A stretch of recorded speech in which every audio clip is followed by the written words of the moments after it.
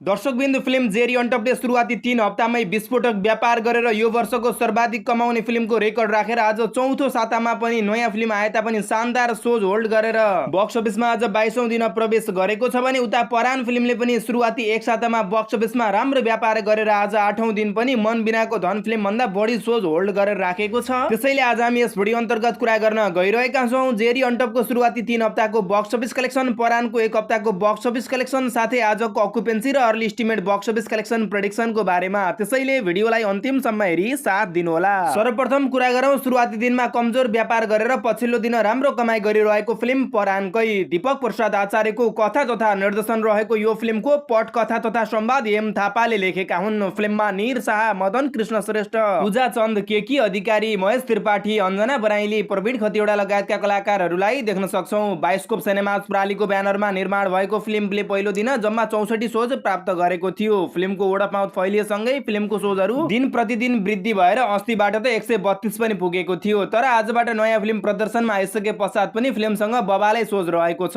मल्टिप्लेक्समा मात्र यो फिल्मसँग 107 भन्दा बढी शोज रहेको छ भने सिंगल स्क्रिनमा पनि जोड्दा पनि यो फिल्म आज दोस्रो सातामा पनि 119 हाराहारी शोजका साथ प्रदर्शनमा आएको छ। हो दर्शक महानुभावहरू, सुरुवाती पहिलो दिन 5 लाख पनि नकमाएको फिल्मले बक्स अफिसमा चौथो दिनसम्म 25 लाख कमाएको थियो भने 5औं र 6औं दिन विस्फोटक व्यापार गर्दै फिल्मले लगभग सुरुवाती 6 दिनमा चलचित्र विकास बोर्डका अनुसार 1 करोड 14 लाखको कमाई गरेको छ। फिल्मको हिजो 7औं दिनको आधिकारिक कमाई त सार्वजनिक भएको छैन। फिल्मले बक्स अफिसमा हिजो पनि अहिलेसम्मकै सर्वाधिक 50 देखि 70 लाखको बीचमा कमाई गरेको खबर प्राप्त छ।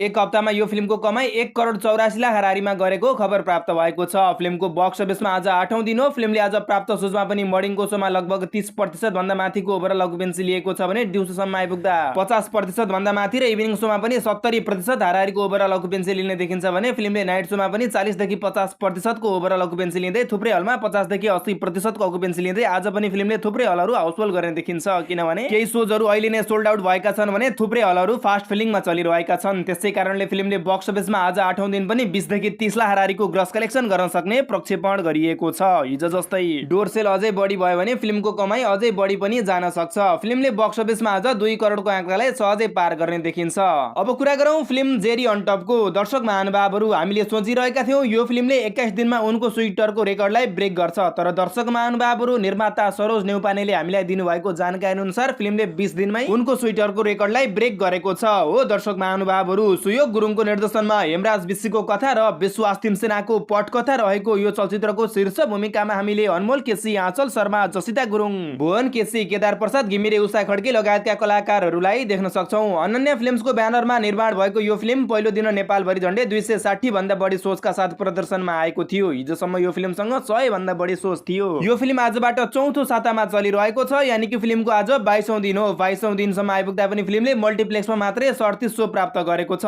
सिंगल स्क्रिनहरुमा पनि चलिरहेका कारणले फिल्मको शो 40 भन्दा बढी आज रहेको बुझिन्छ।